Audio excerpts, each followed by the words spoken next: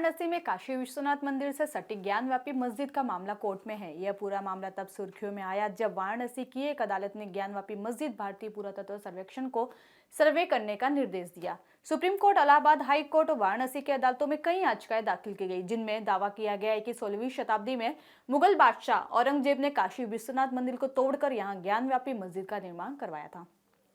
Bharatiya Janata party, विश्व हिंदू परिषद और राष्ट्रीय स्वयंसेवक संघ यानी आरएसएस ने अयोध्या में राम मंदिर निर्माण के लिए किए गए आंदोलन के दौरान ही मथुरा में कृष्ण जन्मभूमि, शाही ईदगाह मस्जिद और काशी विश्वनाथ मंदिर ज्ञानव्यापी मस्जिद मुद्दे को भी उठाया था। उनका कहना था कि यह तीनों मस्जिदें हिंदू मंदिरों को गिराकर बनाई गई थी। फिलहाल जो ज्ञानव्यापी मस्जिद विवाद चल रहा है, उसमें सबसे पहला मामला करीब 213 साल पुराना है। काशी को जानने वाले इतिहासकारों के मुताबिक पहली बार मस्जिद के बाहर नमाज पढ़ने के मामले में 1809 में दंगे हुए थे। इसके बाद से हिंदू और मुस्लिम समाज ज्ञानव्यापी मस्जिद काशी विश्वनाथ मंदिर मसले को लेकर भिड़ते ही रहते हैं। दरअसल हिंदू पक्ष शिवलिंग होने का दावा कर रहा है। दावा किया गया है कि ज्ञानव्यापी मस्जिद में कुएं के अंदर शिवलिंग है, जिसके बाद उसके आसपास के इलाकों को वाराणसी कोर्ट के आदेश के बाद सील भी कर दिया गया। वहीं हाल ही में इसी तरह की घटना दिल्ली किले के दीनपनाह में भी देखने को मिली, जिसका विस्तृत विश्लेषण आज हम इस वीडियो के माध्यम से करेंगे।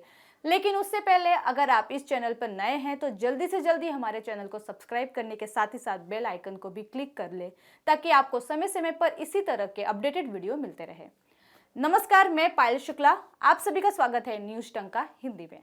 दिल्ली के इस पुराने किले को वर्ष 1533 में मुगल बादशाह हुमायूं ने बनवाया था, लेकिन जब यहाँ पर खुदाई की गई तो इस किले के नीचे से हजारों वर्ष पुराने अवशेष मिले, जो महाभारत काल, मौर्य काल या गुप्त काल के भी हो सकते हैं। वही आज हम आपको इस मुगलों के मकबरे के नीचे दबे भारतीय संस्कृति का असली इतिहास बताएंगे।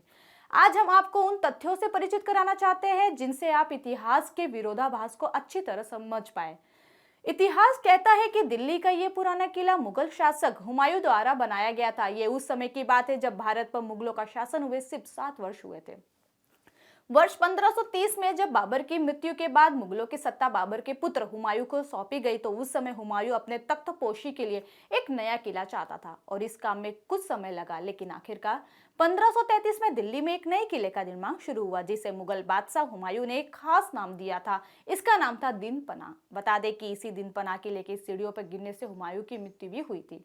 1533 में इस किले का निर्माण कार्य शुरू हुआ और इसके 1 वर्ष के अंदर ही किले की दीवारें, बुर्ज, प्राचीर और प्रवेश द्वार का निर्माण पूरा हो गया। वर्ष 1540 में शेरशाह सूरी ने इस किले पर कब्जा कर लिया और इसके बाद इस किले में कुछ और भी बदलाव किए गए। ये तो वो बातें हैं जो हमें इतिहास में पढ़ाई जाती है, लेकिन इतिहास हमेशा वो नहीं होता जो दिखाई देता है। असली इतिहास असल में वो होता है जो सैकड़ों या हजारों वर्ष पहले जमीन के नीचे दफन कर दी जाती है। इसलिए आज भारत के इतिहास को ज्यादातर मुगलों और अंग्रेजों के साथ ही जोड़ने का प्रयास किया जाता है। आज भारत का इतिहास लोगों की नजरों में अंग्रेजों, मुगलों या सल्तनत काल तक ही सीमित रह गया है, क्योंकि कहा जाता है ना कि जो दिखता है वही तो बिकता है। लेकिन इससे पहले हमारे देश में क्या होता था, कोई भी जानने का प्रयास नहीं करता। इसलिए शायद मुगलों के अलग अलग 7 पुश्तों के नाम से आप वाकिफ होंगे। वहीं भारत में जिन अंग्रेजों ने शासन किया, वायसराय का नाम लोगों को याद है।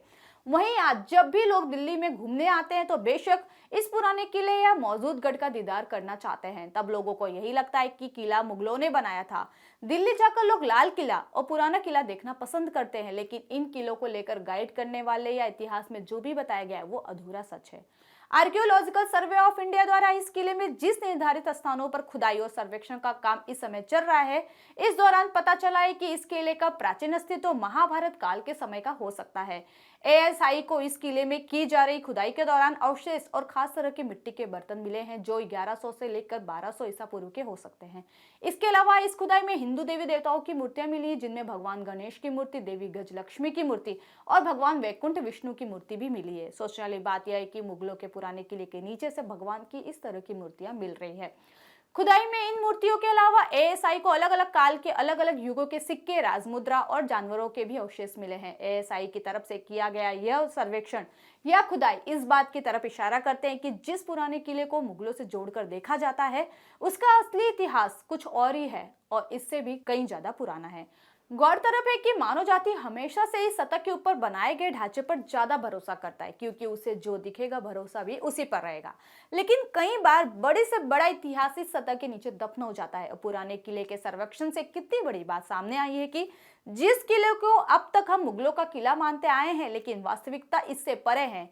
खुदाई के दौरान सतह के नीचे दबा अवशेष, मूर्तियां या सिक्के ये महाभारत काल के हो सकते हैं। दरअसल पुराने किले को शायद पहले पुराण किला या पांडु किले के नाम से जाना जाता होगा, लेकिन शायद आप इस पर यकीन ना करें, लेकिन असल में अब ये बात सच साबित होती दिख रही है और एएसआई इसी के तथ्य आजकल जुटा रहा है। अब आपका सवाल होगा कि आखिरकार अचानक से एएसआई को इस किले की सर्वेक्षण करने की आवश्यकता क्यों पड़ी। इसकी सबसे बड़ी वजह वो शिलालेख और ग्रंथ है जिनमें पांडवों के किले का उल्लेख मिलता है। इसके मुताबिक जिस क्षेत्र में आज पुराना किला स्थापित है, वहां पहले इंद्रप्रस्थ नाम का एक नगर हुआ करता था, जिसे दिल्ली का प्राचीन रूप कहा जाता है। इसके बारे में तो आपने इतिहास में जरूर पढ़ा होगा। महाभारत काल में ये इंद्रप्रस्थ नगर पांडवों की राजधानी हुआ करता था और उस समय ये पुराना किला पुराण किला या पांडवों का किला नाम से प्रसिद्ध था। लेकिन मुगलों ने इस पांडव किले को पुराने किले में तब्दील कर दिया और वर्तमान समय में भारत के ज्यादातर लोग इसी इतिहास को भारत का असली इतिहास मानते हैं, जिसमें भारत गुलाम बना। दरअसल उस जमाने में भारत में जो भी आक्रमणकारी आए थे, उन्हें हमारे देश के छोटे मोटे राजे रजवाड़े ने आश्रय दिया। 1857 में जब पूर्ण भारत में अंग्रेजों का शासन आया, उससे पहले ही अंग्रेज भारत को समझ चुके थे, इसलिए उन्होंने आधुनिकता की बात की और भारत के लोगों को समझाना चाहा कि असल में भारत के लोग काफी पिछड़े हैं, लेकिन एकमात्र अंग्रेजी सरकार ही है जो भारत के लोगों का उद्धार कर सकती है। और इसी नीति के बलबूते 70,000 अंग्रेज लगभग 35 करोड़ भारतीयों को अपना गुलाम बनाने में कामयाब हो गए। आगे चलकर अंग्रेजों ने भारतीयों पर अत्याचार किया, अंग्रेजों ने भारत देश को लूट लिया। तब कहीं जाकर भारत के लोगों को आजादी का महत्व समझा। 1000 वर्ष पूर्व भारत के पास सब कुछ था। भारत सोने की चिड़िया कहलाया करता था। ये कोई कल्पना नहीं बल्कि सच्चाई है। उस समय भारत देश के पास औदंतपुरी, विक्रमशिला, वल्लभी, नालंदा, तक्षशिला, कांचीपुरम, ललितगिरी, शारदापीठ और नागार्जुन कोंडा जैसे विश्व प्रसिद्ध विश्वविद्यालय हुआ करते थे। लेकिन आगे चलकर स्वार्थवश हमारे भारत देश के संस्कृति और इतिहास के चिन्ह को एक एक करके मिटा दिया गया। मिटाने के साथ ही भारत के इतिहास को भी अपने ही हिसाब से बना लिया गया और भारत को गुलामी के जंजीरों में बांधने वाले इन्हीं लोगों के कलम से लिखे गए इतिहास को आज हम सब पढ़ रहे हैं, जो बेशक कहीं से भी सच नहीं है। और पुराने किले की खुदाई अभी आधी हुई है, आगे और भी कई राज खुल सकते हैं। भारत के इतिहास में जब भी बात मराठों की हो तो छत्रपति शिवाजी महाराज का नाम जरूर लिया जाता है। छत्रपति शिवाजी महाराज के राज तिलक के 350 साल पूरे हो रहे हैं। इस अवसर पर पीएम मोदी ने देशवासियों को संबोधित किया। इस दौरान पीएम मोदी ने कहा कि छत्रपति शिवाजी महाराज ने गुलामी की मानसिकता खत्म की। शिवाजी महाराज ने हमेशा भारत की एकता और अखंडता को सर्वोपरि रखा। शौर्य की अद्भुत तस्वीरों, वीरों में महावीर, कुशल सैन्य रणनीति का प्रखरता, पराक्रम और सुशासन की मिसाल, इन सभी शब्दों का एक ही अर्थ है, छत्रपति शिवाजी महाराज। जहां उस समय राजपूत अपने दुश्मनों से लड़ते लड़ते शहीद होने को अपना गर्व समझते थे, तो वहीं इससे हटकर शिवाजी महाराज की मानसिकता अलग थी। उनका मानना था कि दुश्मनों को कुचलना जरूरी है। यही वजह है कि उन्होंने लोगों को इसी बात को सिखाया और पूरा का पूरा प्रवाह ही पलट दिया। जहां एक तरफ हुमायूं का इतिहास यह झूठ को बढ़ावा देता है, तो वहीं भारत के शौर्य गाथा के तौर पर छत्रपति शिवाजी महाराज का इतिहास यह भारत की वास्तविकता से हमें परिचित करवाता है। आपको हमारी आज की वीडियो कैसी लगी हमें कमेंट सेक्शन में जरूर बताएं। साथ ही साथ हमारे चैनल को ज्यादा से ज्यादा लाइक, शेयर और सब्सक्राइब करें। जल्दी इसी तरह के इंटरेस्टिंग वीडियो के साथ पुनः उपस्थित होंगी। तब तक के लिए मुझे दीजिए इजाजत। जय हिंद, वंदे मातरम।